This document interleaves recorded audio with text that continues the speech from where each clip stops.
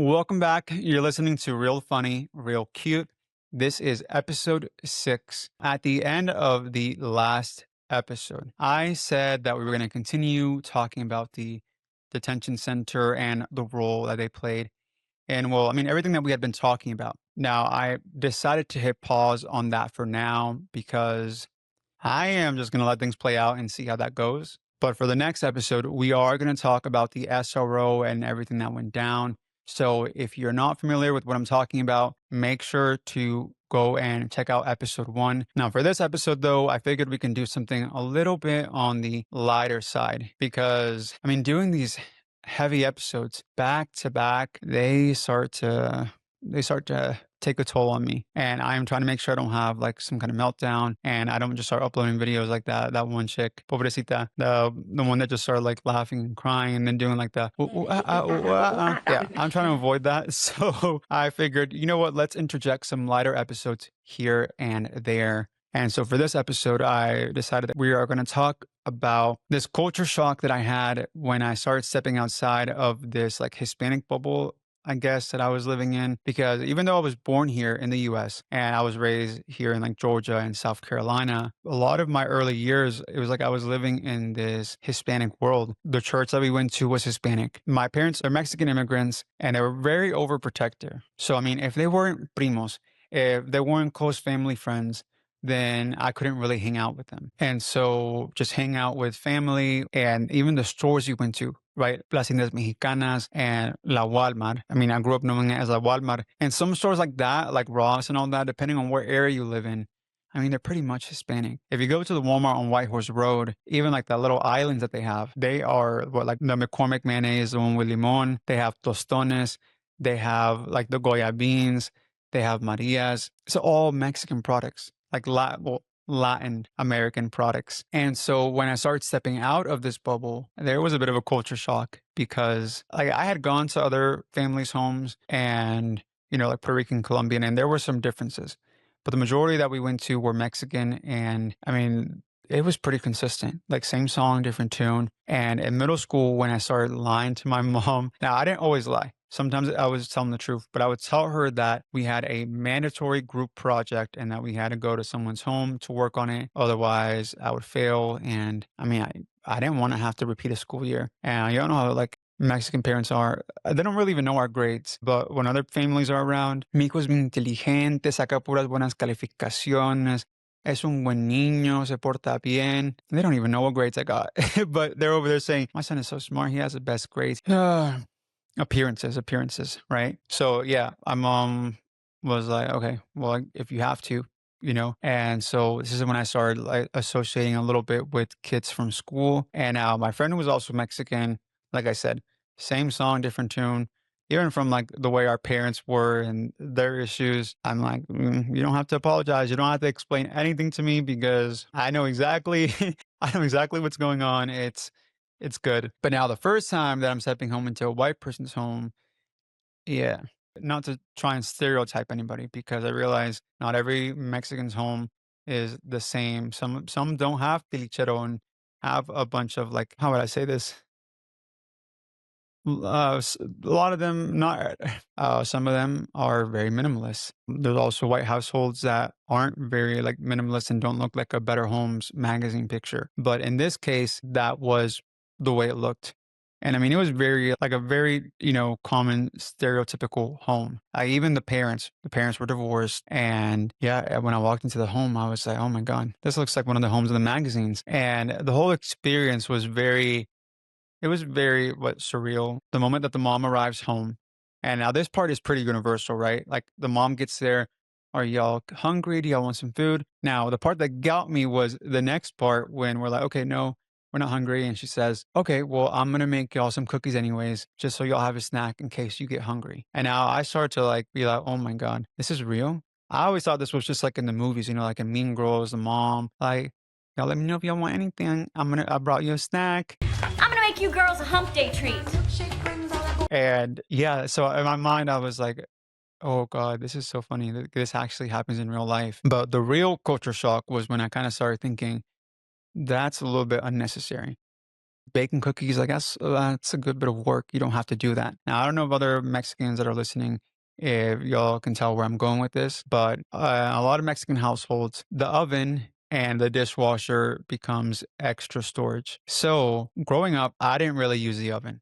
Like that was a process no one really liked dealing with. Now, recently, I have started seeing like a lot of TikToks and reels of people talking about like how growing up they didn't really know having all like this junk into each other wasn't normal. That it kind of comes from having parents that grew up in poverty and that don't like to be wasteful, and they have like this mentality of like, well, what if we need it later? So they don't throw a lot away. And yeah, I mean the countertops. I found one video specifically, and I thought it was funny because even down to the Gatorade bottle. I know if I went to my parents' house today, they are going to have some kind of Gatorade bottle, some electrolyte bottle, and probably some avocados too, some medicine, vitamins, medicine from Mexico, some random produce. And yeah, the counters, a lot, again, not to stereotype everybody, but I mean a lot of Mexican households, they do have a lot of clutter on their countertops in their kitchen. So now when it came to baking and taking everything out of the oven, it's not just like, okay, well, yeah, just take everything out of the oven. One, at least my family, they knew very well how to put as much as they could into the oven. I don't know how. So taking it out wasn't just like one or two things. And it was taking everything out and then finding the space on the counters to put everything out. And so if you were going to use the oven, because it takes a while to heat up and while it bakes and then while it cools down, because not everything can stay in the oven hot.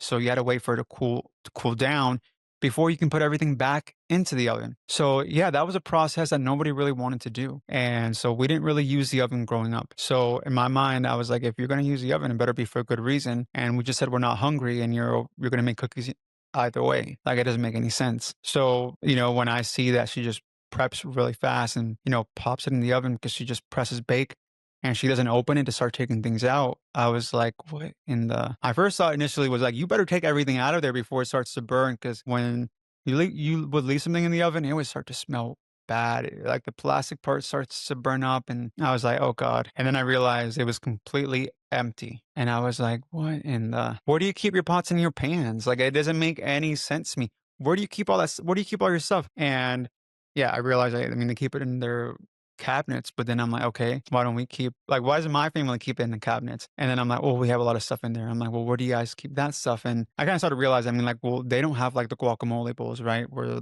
with the rock and everything. They don't have the tortilla prensas.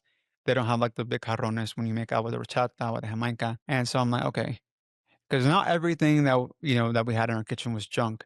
Now there are some stuff. We had like a bread maker. I think my uncle found it in a yard sale and he left it there, and then we didn't want to throw it away because what if one day we wanted to make some bread juicers that nobody used? But I mean, what if one day we wanted to start making juice? So yeah, we have all these things there just in case that one day we want to make a panini. Now, the real culture shock, I didn't start to see it until, I mean, I was 17 and I moved out and I was living with my first partner, and this was like also like my first relationship and my first like interracial relationship. And yeah. So not only were there personality clashes, but then just the way that we did things was different. So like washing the dishes. Growing up, like the way that we would wash the dishes is that we would get one of the Yoplait containers, like the yogurt Yoplait containers that we would keep, or the sour cream, like the Daisy sour cream containers, and we would fill it with whatever dish soap we had. And then we add water, and then we put our sponge in there, and ta-da! I mean, that was what we used to wash the dishes. And so, yeah, that's what I knew. And I think at one point I did even ask my mom, hey, why don't we use a dishwasher? Because I know she would be always laid up at night doing dishes by hand. And I kind of feel bad because I realized that instead of being like, "Oh, mom, let me help you," my thought was like, "There's a dishwasher right there. Why aren't you using it?" But anyways, her response was that because she didn't really know how to use it. Like, no, es que no le sé muy bien esa cosa. And then also, no limpia muy bien. It doesn't clean that well. I will say I have started to realize that not everything my mom says is a fact and just final. But back then, my mom said it doesn't clean that well, so it doesn't clean that well. So now I was here in my first relationship and I made that pretty clear. We are not going to use a dishwasher because it doesn't clean that well, so we're doing it by hand. Let me teach you how to do it the right way. And one day when I took voluntary time off at work and I get there early. I mean, I found out my partner back then was lying about a lot, but one of the things that he was lying about was that he was doing them the way that I showed him how. Because I get there and I see him taking dishes out of the dishwasher. And I was like, "What are you doing?" And he's like, and I walk up to the dishwasher and I grab the dish and I'm like, "This is hot. You used the dishwasher, didn't you?" And yeah, now I will admit I was a little bit toxico back then, but I was also, in my defense, I was 17, 18. So yeah, but I was so pretty reasonable because after a heated discussion that we had, I was like, okay, I understand your point because he pretty much said, if your argument is that washing them by hand cleans them better, then you have to think about the fact that when you're adding the soap and the water into this container, you're diluting the soap. And so, reducing the efficacy of it. And when you think about it, a dishwasher can actually reach high temperatures, and the pods that you put in there, they're pretty concentrated. He was a smart ass. So I was like, okay, fine. You have a point. And I will say I am glad though that I started using the dishwasher after that point because I was doing them just like my mom taught me, like the way that I saw her doing them, which was under the hot scalding water. I tag with your bare hands because she didn't use gloves. And now I think about it, I'm like, well, no wonder my hands look so old. Like they look like old man hands. Like I honestly, oh God, and with the hot water and everything, I'm like, they're all discombobbled, all crooked. If I can get a surgery, I would. Like a lift, like the equivalent of like a lift, just the skin pulled back to make them look a little bit younger. Maybe get them straightened out because it's so bad for you. Like doing them like that under hot water with no gloves. And especially, I started freaking out once I realized that in biology class in college, when we were talking about soap and how the reason that it's so good at, like dish soap is so good at breaking down grease is because it destroys fat cells. The teacher said that's why it's good to use gloves if you're going to be doing them by hand because it will destroy the outer layer of like that barrier because it's oils. So it will break them down. And I was like, well, motherfucker, damn. I was like, well, that explains it. I haven't done them by hand like that in a while. At this point, I refuse to move somewhere where there is on a dishwasher because I can't go back. That is one of those things where I'm like, okay, I understand like tradition and stuff like that, but that is one that I'm good without. Now, the one that I was not willing to let go of that easily was Fabuloso because things have changed a bit. So now they do have a disinfectant one, the yellow neon one that says like disinfectante or something like that. But back then, like 2016, 2017, I don't think they had that one. So I was using like my favorite one, the purple one, the uva, and or I would use the green one, the green apple one. Now, for me, it was a must because, I mean, it would just remind me of like every Sunday.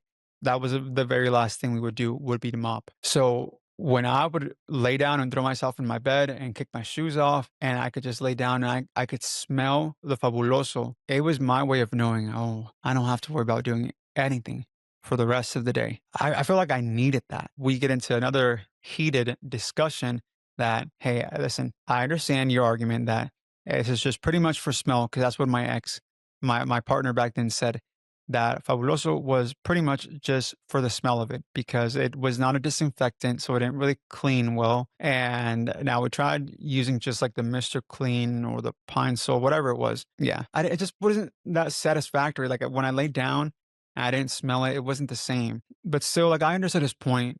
And like I said, I was pretty reasonable for a 17, 18-year-old. And so I was like, fine, we are going to mop the first time. We'll use your disinfectant one. But after that, though, we're going to mop a second time and we're going to use the Fabuloso because I just want to be able to lay in bed.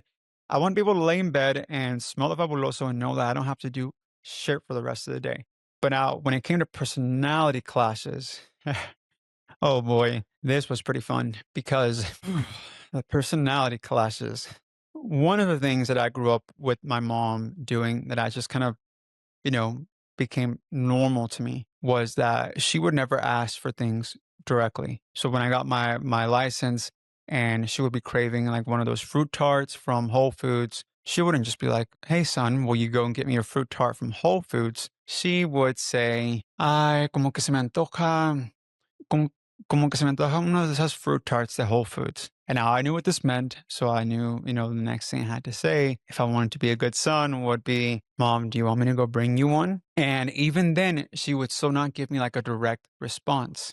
It would be, bueno, pues, si tú quieres, I mean, si tú quieres ir, pues de una vez tráeme. I'm like, ¿cómo que si yo, what do you mean if I want to go to Whole Foods? She knew, you could tell that I was ready to just chill. I wasn't trying to go to Whole Foods. And so, yeah, I kind of became used to that without really even being like too aware of it. I started doing the exact same thing because we would be in bed and I would start saying like, you know what I'm really craving right now? I could really use some Chick-fil-A, or I could really use now back then we lived really close to this restaurant called Old Charlie's, and this is when I still ate meat, and I would get these really bad cravings for the dinner rolls and the buffalo chicken. Oh, so I would be like, you know what I'm craving real bad right now?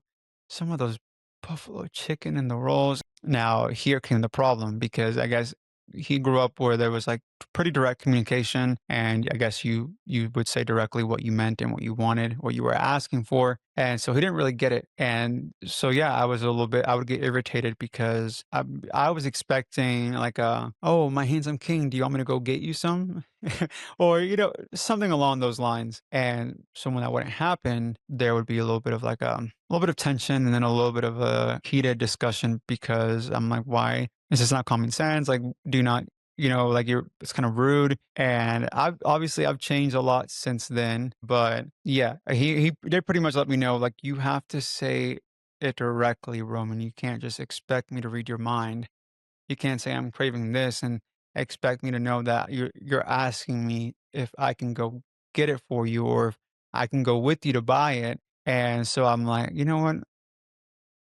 You're kind of right about that because, like with my friend who's also Mexican, if I told her the same thing, oh yeah, con que, like I'm kind of craving an esquite. I already knew it. She'd probably be like, oh, do you want me to drive or do you want to drive? Now I realize that this is not the case for everybody. So I'm like, yeah, I forget we don't all share the same culture. We don't all grew up the same. So I can see how that would be confusing for somebody who didn't really grow up with parents who would ask indirectly.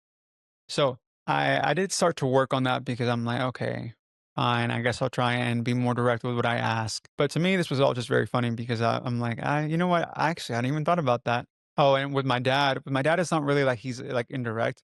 With my dad, it's more of like he'll call me, and he only ever calls me when it's to ask a favor. But I realize sometimes he asks me to do small favors, just almost to have like some kind of communication. Because I'm like, you're calling me to do what? It gets me a little bit is when he calls and he asks, "Hey, are you busy?"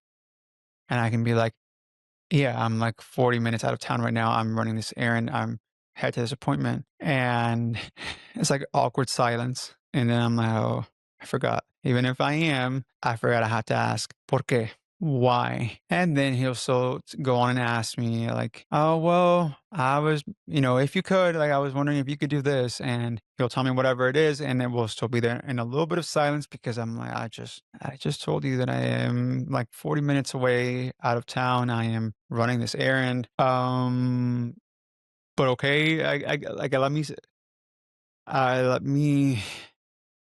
see what I can do. So there's just certain things that I'm like, okay, there, like I said, certain things that get passed on that I'm like, okay, I'm gonna keep that. But then there's certain things where I'm like, okay, yeah, I'm not really gonna keep that because maybe it's a little bit toxic. So let me not do that. But that is a wrap for this episode. Now I do kind of want to expand more on this, so hopefully I get to do more episodes in continuation of all of this. I would like to bring on other Mexicans and other Latinos from other Latin American countries to talk more about this because I think it's interesting. Some of those things are funny.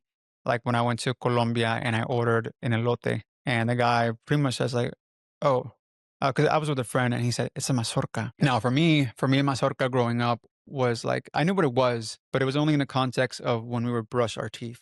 Because my mom would be like, okay, go and limpiese bien la mazorca.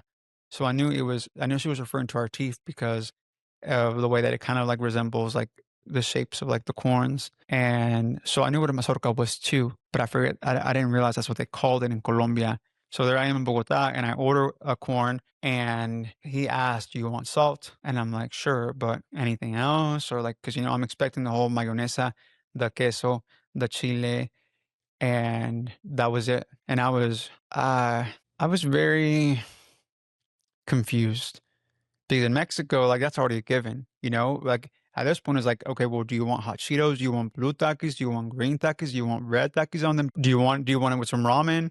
And so I'm like, sal, it was nasty. Okay, they do have a lot of good food. I'm not trying to like shit on them. They do have a lot of really good food, pero their corn for me was just not it. So, like I said, I would like to bring other Latinos from other Hispanic countries to kind of just, yeah, just talk about this. I think it's interesting and I think it's fun. And like I said, it's good to have some of these lighthearted episodes in between. But for the next episode, episode 7, where we are going to talk about the SRO and go more into detail and why it still matters 11, 12 years later, and why, as a Latino, I think this should be of concern to other Latinos as well. So I will see you in the next episode. Chismosos.